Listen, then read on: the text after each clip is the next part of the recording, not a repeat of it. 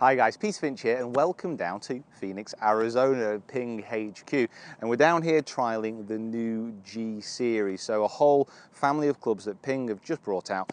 Well, not just brought out, they will be bringing out very, very soon. And this is your first look at these products. Now we're going to start with the driver. So this is a first look and a first test and a first hit. For the full numbers-based review, watch out for Rick Shields' channel very, very soon, where that will be coming. But this is very much a first impressions. Now, Ping have got a very interesting kind of task with this because they're moving on from the G30 range, and especially driver-wise, it was their best-selling driver ever, and it topped the driver charts pretty much globally with a few exceptions. So to actually build upon that is a very hard thing to do. Now they've changed a lot within the club head, and it's very visually obvious what they've changed as well.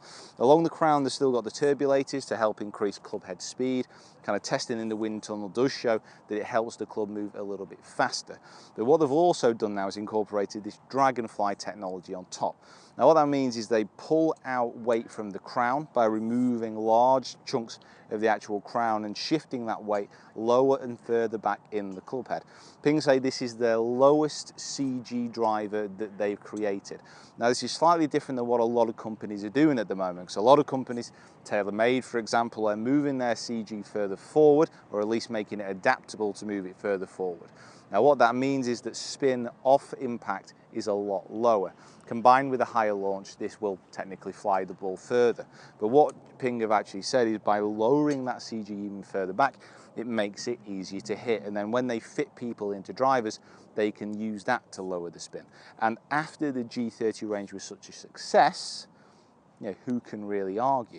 Also, other features on the actual club head, they have this Vortec little kind of pad at the back. Now what this is, this also helps reduce kind of wind drag across the top, and it means that the air passing over the club head actually exits very, very smooth.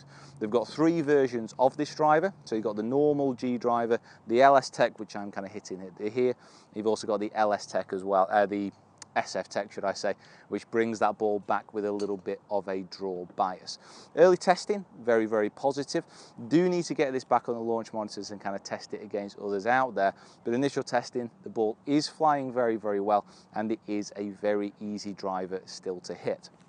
This driver that I am actually hitting is not exactly straight off the shelf though. So after kind of fitting what I kind of expected with the G series of drivers, because that weight is very low back, it was quite hard for me to actually keep the spin numbers down. So the guys who were fitting me, they were very, very nice.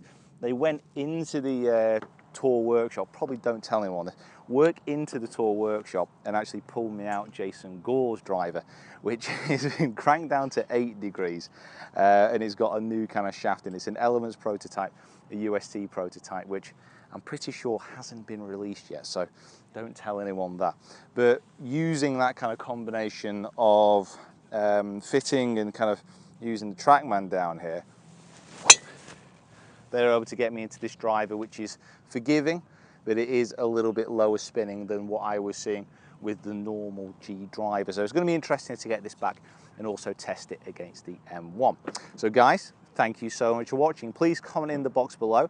Let us know what you think. Like I said, this is very much a first impressions video. For the full numbers-based review, hop over to Rick's channel. So thank you for watching.